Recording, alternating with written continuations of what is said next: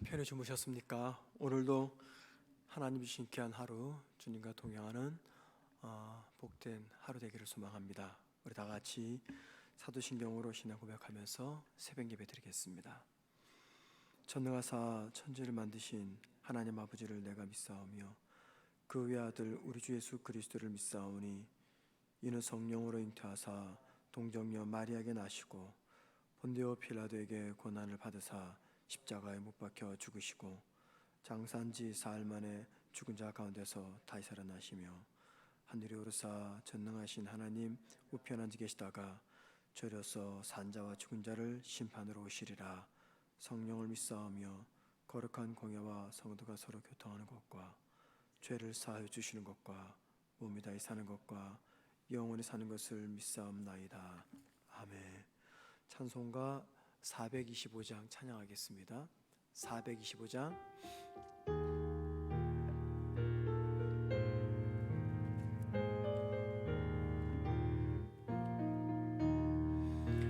주님의 뜻을 이루소서. 고요한 중에 기다리니 진흙과 같은 날 빚으사 주님의 형상 만드소서.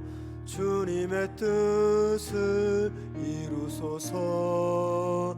주님 발 앞에 엎드리니 나의 맘속을 살피시사 눈보다 희게 하옵소서. 주님의 뜻을 이루소서. 병들어 몸이 피곤할 때 권능의 손을 내게 펴서 강건케 하여 주옵소서. 주님의 뜻을 이루소서. 온전히 나를 주장하사 주님과 함께 동행함을 만민이 알게. 1절만 다시 찬양합니다. 1절만. 주님의 뜻을 이루소서. 고요한 중에 기다리니 진흙과 같은 날 빚으사 눈보다 형상 만드소서. 아멘. 하나님 말씀 보겠습니다. 베드로전서 4장 15절에서 19절입니다.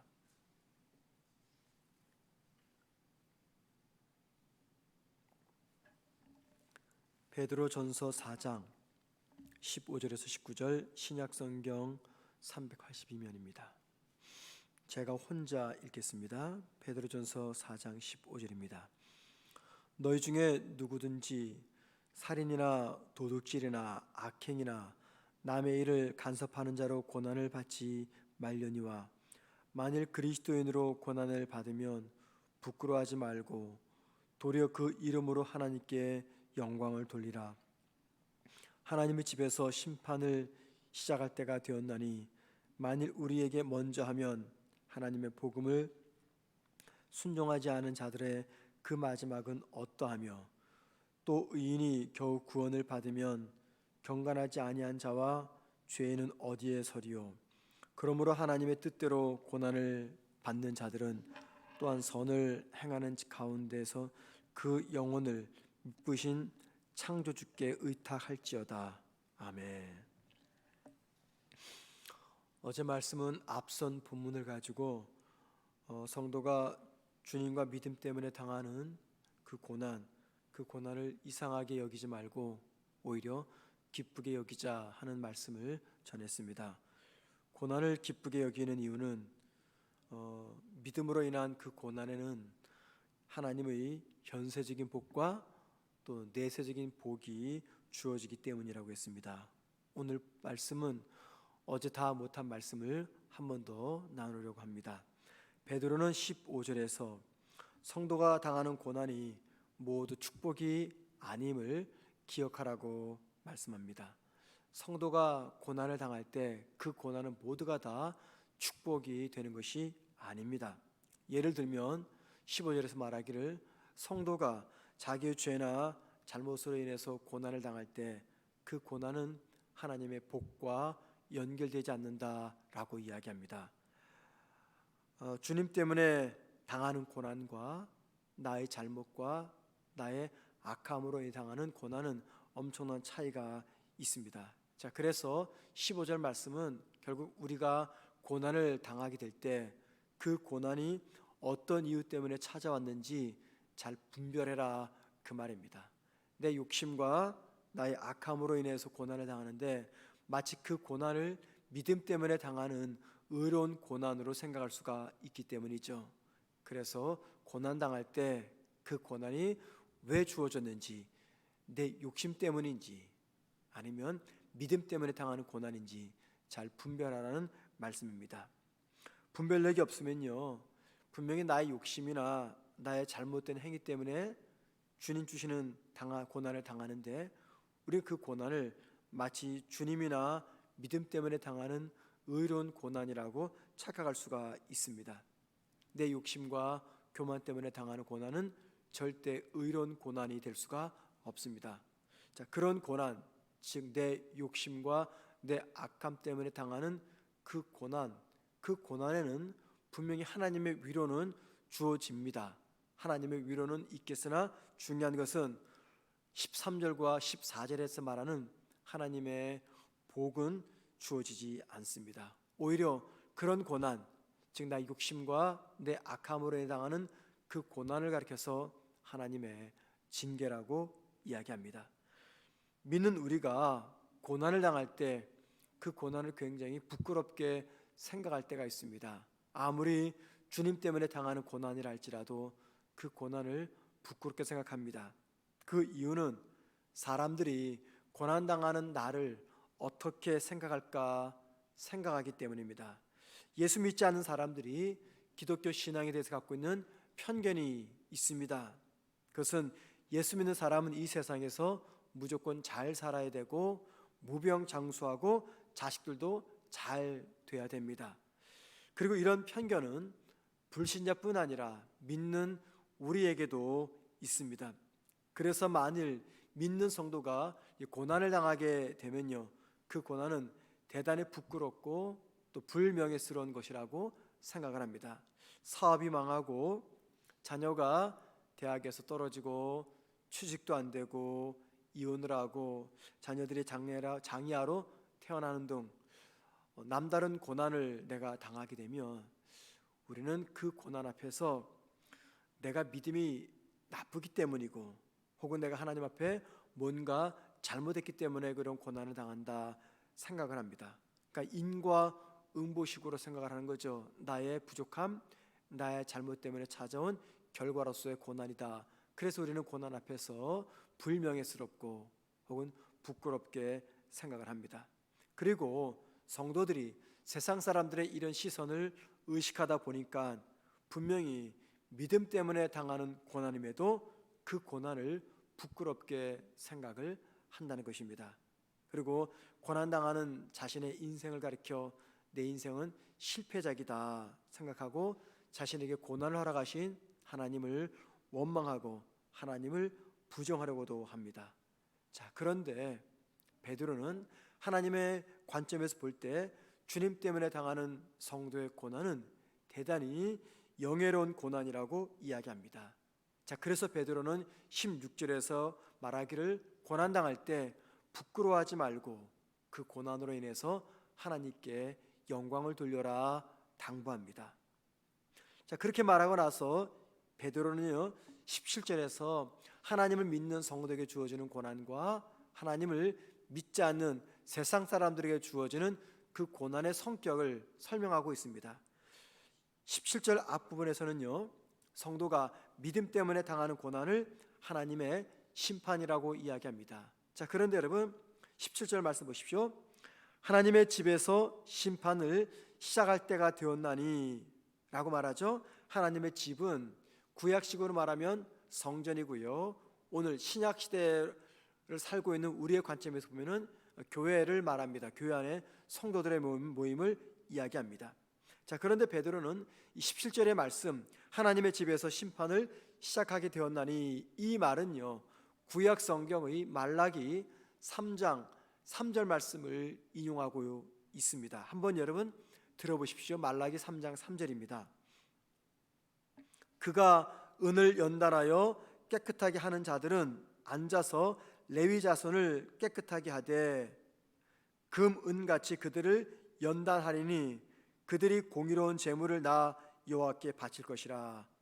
말라기 3장 3절은요, 하나님이 마치 금과 은을 연단하듯이 레위 자손이 누굽니까? 하나님의 집인 성전에서 일하는 하나님의 일꾼들이죠.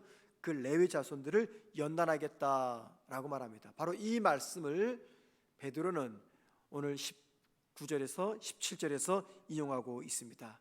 자, 그러니까는 하나님이 하나님의 집인 성전에서 일하는 레위 자손들을 마치 불이 금과 은을 정죄하듯이 고난으로 그들을 정죄하겠다라고 말합니다. 하나님이 레위 자손을 고난으로 심판하는 것은요, 정죄를 위한 심판이 아니라 정화를 위한 심판입니다. 어제 말씀을 드렸지만 하나님은 당신의 자녀들을 고난 속에서 집어넣는데 그 고난은 정죄를 위한 고난이 아니라 바로 정화를 위한 고난입니다. 따라서 본문 17절 앞부분에 있는 하나님이 하나님의 집을 심판하겠다, 그 말은 하나님이 성도에게 믿음의 고난을 주겠다, 그 말입니다. 그리고 하나님이 성도에게 주시는 믿음의 고난은 결코 정죄의 심판이 아니라 정화를 위한 심판입니다. 자, 이에 반해서 믿지 않는 세상 사람들에게도 고난이 찾아옵니다. 베드로는 17절 후반절에서 하나님의 뜻에 순종하지 않는 불신자들에게도 하나님께서 심판이라고 하는 고난을 주시는데 그것은 정화의 심판이 아니라 정죄를 위한 심판을 주신다라고 말합니다. 그리고 역시 베드로는 17절 후반절에 있는 불신자들을 위한 하나님의 심판을 이야기하면서 그 말씀을 말라기 3장 5절에서 인용하고 있습니다. 그 3장 5절의 말을 이렇게 시작합니다. 말라기 3장 5절, 내가 심판하러 너희에게 임할 것이라. 여기서 말하는 너희란 하나님의 백성이 아니라 베드로가 17절 후반절에서 말하는 하나님을 믿지 않는 불신자들을 이야기합니다. 하나님은 믿지 않는 불신자들을 심판하겠다 말하는데 그 심판은 정죄를 위한 심판입니다. 그것처럼 하나님께서 믿는 자에게는 정화를 위해서 고난을 주시지만 믿지 않는 자들에게 주어지는 고난은 심판, 즉 정죄를 위한 심판이다, 그 말하고 있는 것이죠. 자, 그렇게 말한 다음에 베드로는 19절에서 성도가 정화의 목적으로 당하는 이 고난을 가리켜서 하나님의 뜻에 따른 것이다 라고 말합니다. 하나님의 뜻에 따라서 성도가 정화의 고난을 당하는 것이다. 여러분, 여기 고난을 가리켜서 베드로는 하나님의 뜻이라고 이야기합니다. 자, 이 말을 베드로전서 수신자들이 읽었을 때 어떤 느낌을 받았을까요? 자기들이 지금 여러 가지 이유 때문에 고난을 겪고 있습니다. 그런데 그 고난을 가리켜 하나님의 뜻이라고 이야기합니다. 자, 거기에는 뭐가 내포되어 있는 겁니까? 하나님의 선한 결과가 그 고난에는 담겨져 있다, 그 말하고 있는 것이죠.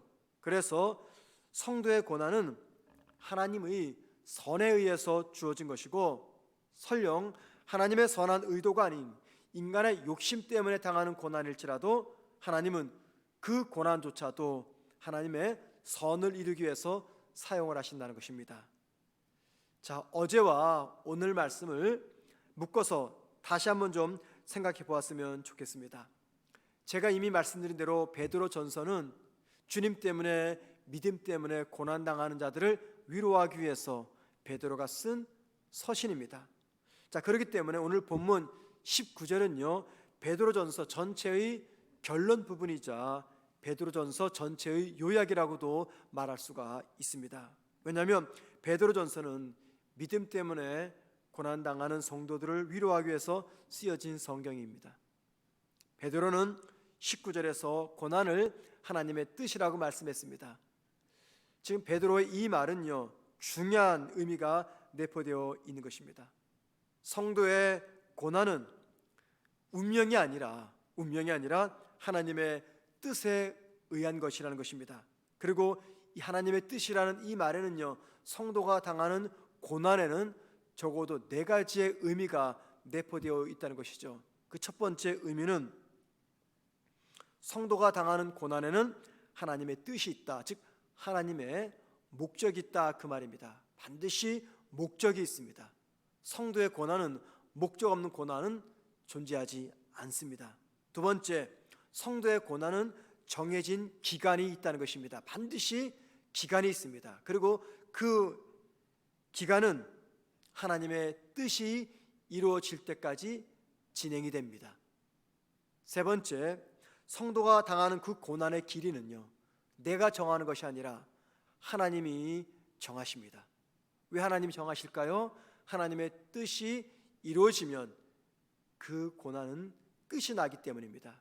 그래서 성도의 고난은 하나님께서 길이를 조절하십니다. 마지막 네 번째, 성도의 고난은 성도에게 유익을 주기 위해서입니다. 고난을 통해 주시는 유익이 무엇입니까? 성도를 고난을 통해서 온전한 하나님의 사람으로 변화시킵니다. 저와 여러분을 주님께로 인도해서 주님을 닮도록 만들어주는 것, 그것이 바로 성도가 당하는 믿음의 고난이라는 것입니다.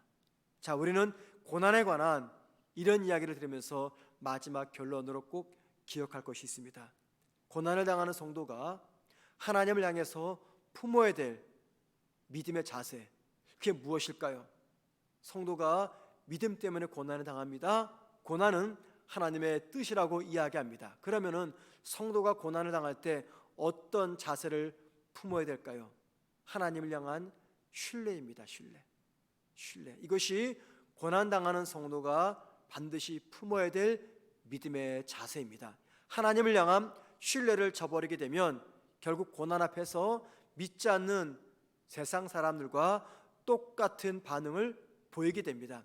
처음에는 하나님을 신뢰합니다. 왜냐하면 처음 고난이 주어질 때는 어느 정도 견딜 수가 있기 때문이죠. 그런데 점차 시간이 지나면서 고난의 강도가 더 세어지게 되면 하나님을 향한 우리의 신뢰감이 조금씩 흔들리며 무너지게 됩니다. 자, 그렇게 되면 처음에는 잘 견뎠는데 결국 나중에 가서는 하나님의 뜻을 떠나는 암울한 결과를 우리가 맞이할 수밖에 없는 것입니다. 그래서 고난을 당하는 성도가 반드시 품어야 될 믿음의 자세는 하나님을 향한 신뢰입니다.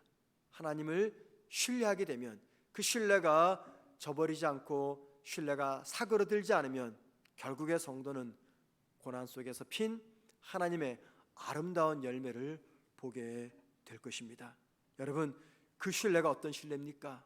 내가 지금 당하는 고난이 어느 정도의 고난이든지 관계없이 하나님은 반드시 그 고난을 통해서 나에게 최선을 이루신다는 신뢰입니다.